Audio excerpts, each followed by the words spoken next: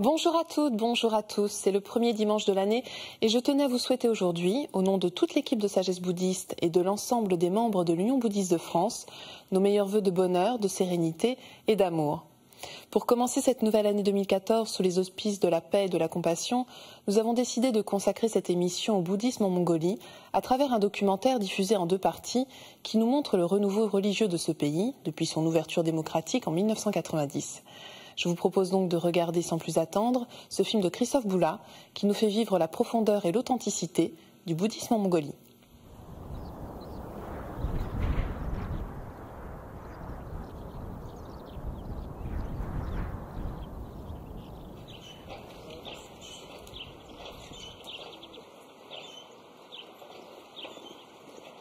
C'est la fin de l'hiver à Ulaanbaatar, la capitale de la Mongolie.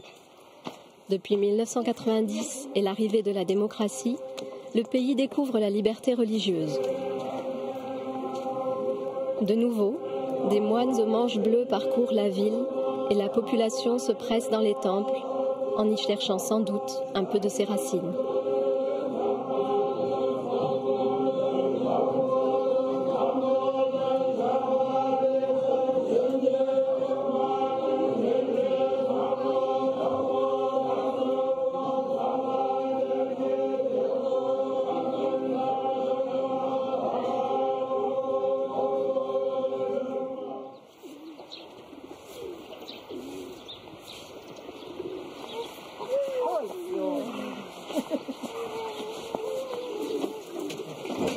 Bujin et sa famille se rendent au temple pour une étude astrologique. Mais la cérémonie est terminée et seuls quelques moines sont restés pour les accueillir. Le monastère est ouvert toute la journée. C'est un lieu d'accueil. Les gens viennent au monastère pour différentes raisons. Certains cherchent le calme pour prier et méditer. D'autres ont des problèmes de santé ou des décès dans leur famille. Parfois, nos visiteurs veulent simplement une étude astrologique. Pour chaque situation, nous devons écouter et comprendre. Notre travail, c'est d'être disponible pour aider les gens qui viennent nous voir. Les lamas sont comme des psychologues.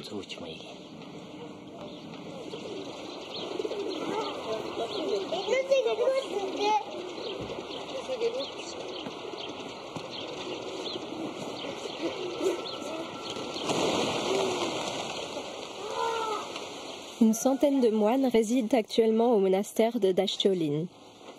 Parmi eux, certains sont des maîtres et des érudits, comme le professeur Erden, philosophe, linguiste, spécialiste des traditions mongoles.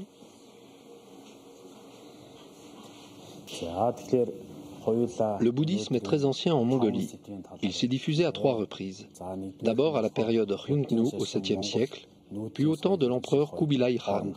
Enfin, plus largement, au XVIIe siècle, à l'époque du grand saint Zanabazar. À travers les siècles, la religion bouddhiste a pénétré de manière très profonde la civilisation nomade des Mongols. L'un a influencé l'autre au point de ne former qu'un seul et même mode de vie.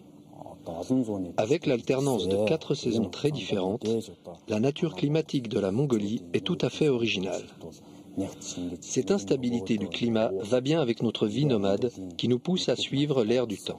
De même, nous, les moines, pouvons méditer sur ce changement incessant, car la notion d'impermanence est un concept fondamental de la religion bouddhiste.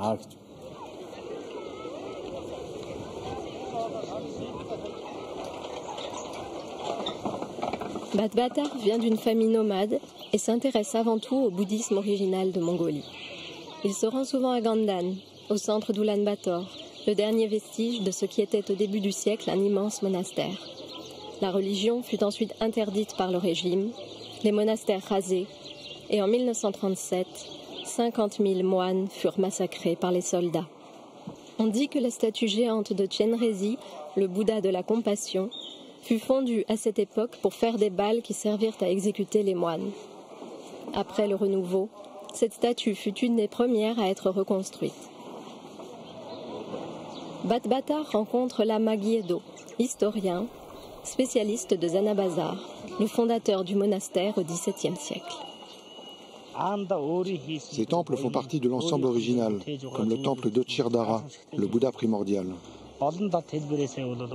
Lorsqu'il a créé ses œuvres, Zanabazar a pensé au futur, pour que ses statues et ses monastères durent longtemps. Zanabazar a composé la musique de nos rituels, il a écrit des livres de prière, créé des règles de réunion pour les temples. Il était un très grand lama et aussi un merveilleux artiste. Il a créé une nouvelle technique pour les statues bouddhistes, une technique sans soudure. Grâce à Zanabazar, les Mongols ont vécu à cette époque un grand élan religieux. Les gens venaient de très loin pour prier à Irkhure. C'est pour ces nouveaux croyants que Zanabazar a créé des œuvres extraordinaires, comme la statue de Chirdara. Puis le monastère a grandi à partir d'Irkhure, le cercle original. Au XIXe siècle, ce monastère s'est séparé en deux quartiers. Un pour la cour, l'ensemble des temples et palais de Zunkure, l'autre pour l'enseignement des moines, Gandan, où nous sommes maintenant. Gandan abritait des milliers de moines et 12 temples, spécialisés dans chaque science du bouddhisme. En regardant le plan de l'Oulan-Bator moderne, puis celui du début du siècle, on s'aperçoit que la ville entière était alors un monastère. On voit très bien l'université de Gandan, deuxième cercle plus à l'ouest, et le cœur de la ville, entouré de murs jaunes, avec ses palais et ses temples yurts. L'histoire de ce monastère extraordinaire commence avec celle de Zanabazar, qui choisit de fonder un monastère mobile nommé Irkhure, le Grand Cercle, pour abriter ses statues et les exposer à la population nomade. Bhatbhatar voyage sur les traces du grand artiste au cœur des steppes mongoles.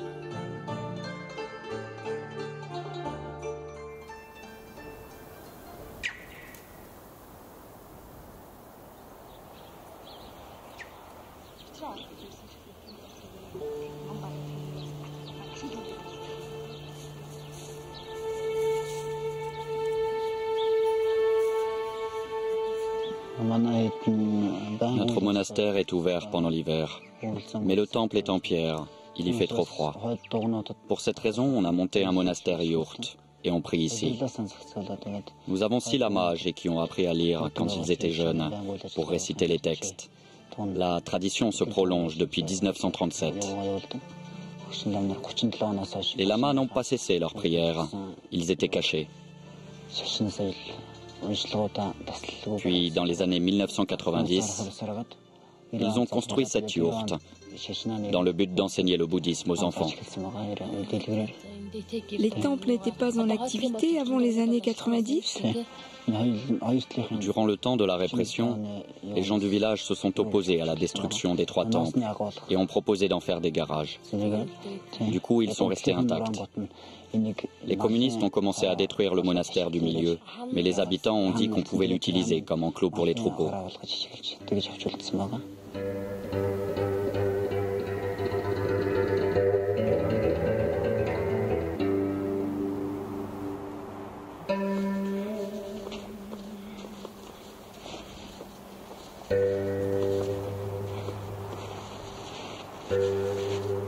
Quelques jours plus tard, Bhatbhatar, guidé par le lama Shagdar Suren, rejoint enfin le monastère ermitage de Teufren, là où Zanabazar a conçu son projet de transformer la Mongolie en pays bouddhiste.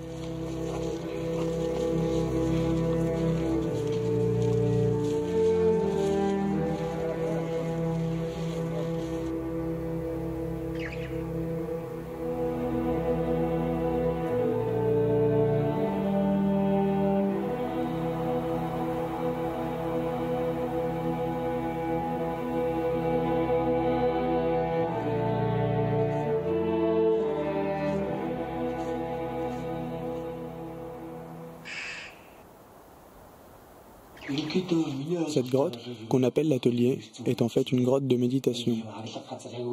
On dit que c'est ici que Zanabazar a imaginé ses sculptures, et il aurait façonné la statue de Chirdara dans cette grotte. Il aurait sculpté aussi la Tara verte, en prenant pour modèle une jeune fille mongole qui s'appelait Amina.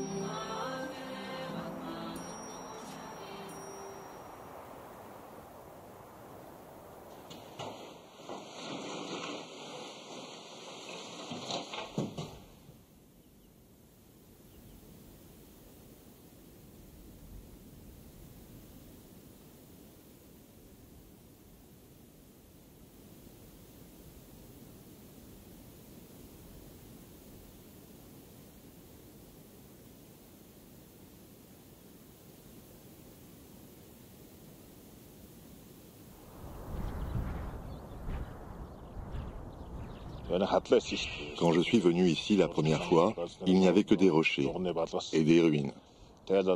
En 1993, à l'automne, j'ai fait une réunion avec les personnes âgées de mon village. On a commencé à construire le petit monastère en bois.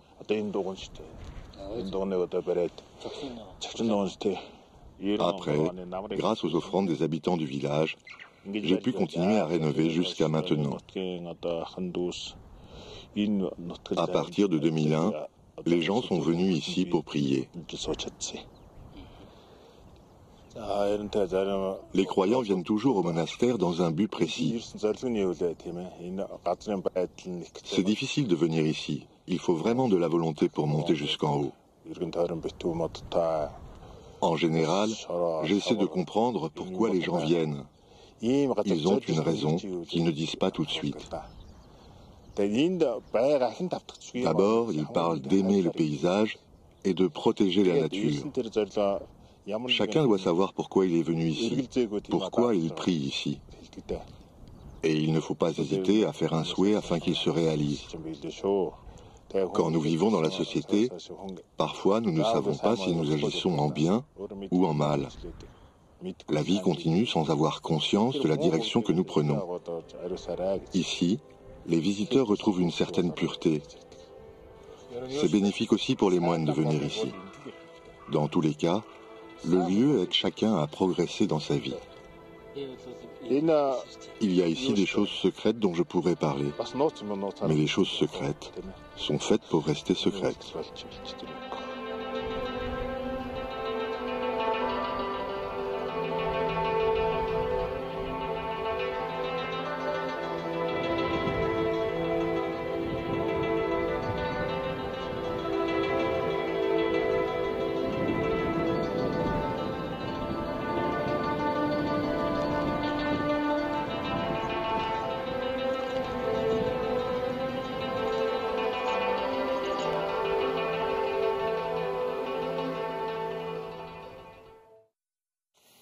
Nous nous retrouvons donc la semaine prochaine pour la suite de ce document exceptionnel.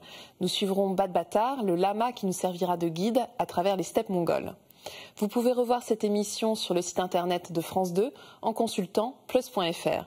Merci à tous de nous avoir suivis. Je vous souhaite une excellente journée et à nouveau une très belle année. À dimanche prochain.